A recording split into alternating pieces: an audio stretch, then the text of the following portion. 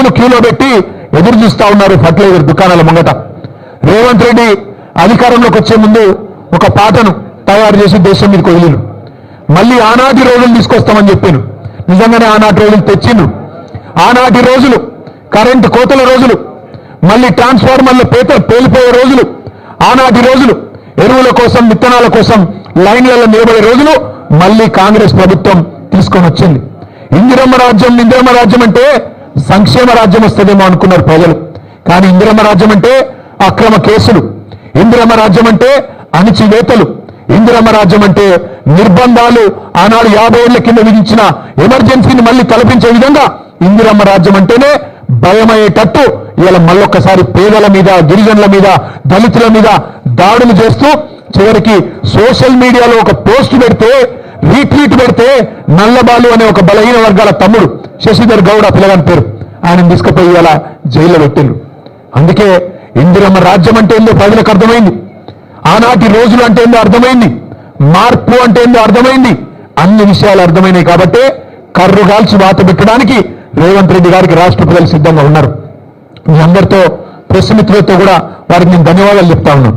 Press club మా శ్రీనివాస్ గౌడ్ సాబ్ phone చేసి ఇట్లా చర్చ ఉన్నది, మరి మాకు అవకాశం ఇవ్వండి అంటే వెంటనే వారు అవకాశం ఇచ్చినందుకు వారికి కూడా ధన్యవాదాలు.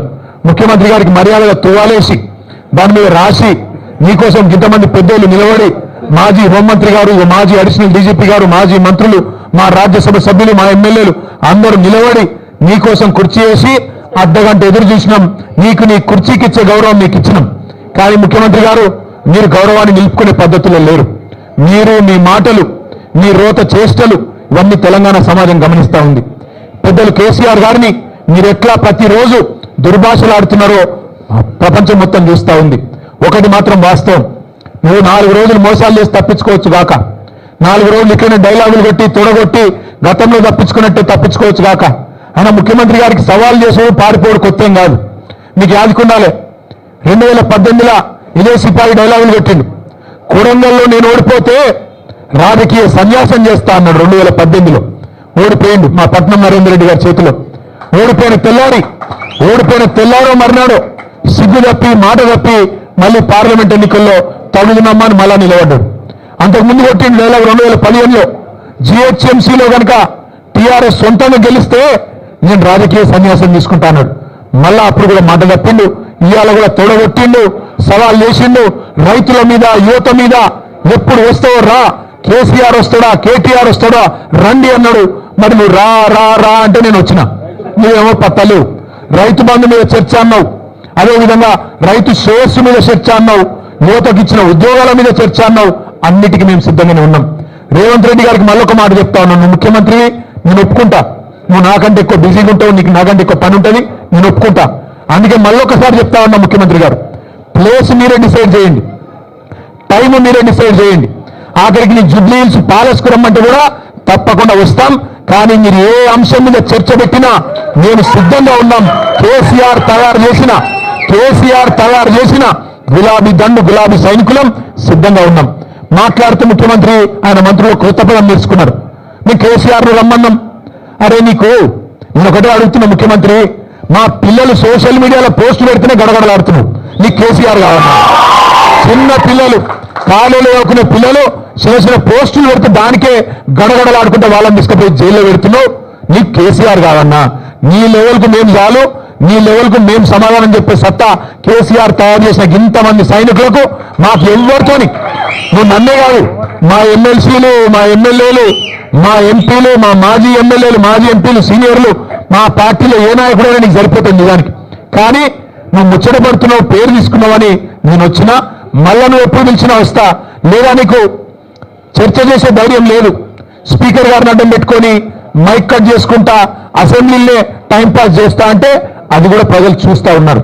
నీకు నిజంగా నిజాయితీ ఉంటే, నిబద్ధత ఉంటే చర్చకు రా, లేకపోతే ముక్కు నేలకు గీసి కేసీఆర్కు క్షమాపణ చెప్పు. తప్పుడు కూతలు కూసినందుకు రైతు బంధు లాంటి పథకం పెట్టిన మహానాయకుడు, రైతు బీమా లాంటి పథకం తెచ్చిన మహానాయకుడు, భారతదేశ చరిత్రలో మొట్టమొదటిసారి 24 గంటలు రైతుకు ఉచితంగా కరెంట్ ఇచ్చిన నాయకుడు కేసీఆర్. అట్లాంటి నాయకుడిని అడ్డగోలుగా మాట్లాడినందుకు ముక్కు నేలకు రాసి చర్చకొచ్చే దమ్ము లేదు, కేవలం నాకు రచ్చ చేయడం మాత్రమే తెలుసు అని చెప్పి తప్పుకో, క్షమాపణ చెప్పు. అంతేగాని ఇట్లాంటి పనికిమాలిన డైలాగులు, పనికిమాలిన సవాళ్లు మరొకసారి విసిరొద్దు. విసిరితే మాట మీద నిలబడి మళ్ళొకసారి విజ్ఞప్తి చేస్తూ, ఈరోజు పెద్ద ఎత్తున కదిలి వచ్చిన మా ఆడబిడ్డలు, మా అన్నదమ్ముళ్ళు పేరు పేరున అందరికీ నమస్కారాలు. చివరిగా ఇంగ్లీష్ మీడియా, హిందీ మీడియా కూడా ఉన్నది, వారి కోసం ఒక రెండు మాటలు. हमारे यहाँ के तेलंगाना राज्य के मुख्यमंत्री रेवंत रेड्डी, जिन्होंने 420 वादे तेलंगाना की जनता से करके जीत के गद्दी पे बैठ गए, जिस दिन से जीते, जिस दिन से उनको जीत मिली, जब से वो मुख्यमंत्री बने आज तक एक भी वादा ढंग से अमल नहीं कर रहे. उसके ऊपर आज रेवंत रेड्डी ने हमको ललकारा, हमको चैलेंज किया, या तो केसीआर आपके पार्टी से, चाहे केसीआर को बुला लीजिए या केटीआर को बुला लीजिए, मैं चर्चा करने के लिए तैयार हूं कि किसानों के लिए किसने क्या किया, तेलंगाना की युवा के लिए 10 साल में आपने क्या किया, 18 महीने में हमने क्या किया, इस बात पे चर्चा करने के लिए हम तैयार है करके रेवंत रेड्डी जी ने हमको सवाल किया. सवाल को हमने स्वीकारा और आज प्रेस क्लब में हमारे प्रेस भाई और बहनों के सामने यहां पे हमने इंतजार किया आधा घंटा. मुख्यमंत्री जी को एक अच्छी तरह से यहां पे उनके लिए कुर्सी भी सजा के यहां पे हमने रखा, उनका इंतजार भी किया. बट लगता है रेवंत जी को सवाल करना आता है, जवाब सुनने का उनको कोई पेशेंस नहीं है, उनमें कोई सब्र नहीं है. भाइयों, मैं आपसे इतना ही कहूंगा कि ये 420 वादा करने वाली जो कांग्रेस गवर्नमेंट है, इनकी पूरी तरह से, इनकी जो रवैया है, इनकी जो सोच है, इनकी जो ढोंग है, ये सब हमारी तेलंगाना की जनता जान चुकी है. राहुल गांधी, मल्लिकार्जुन खड़गे साहब जो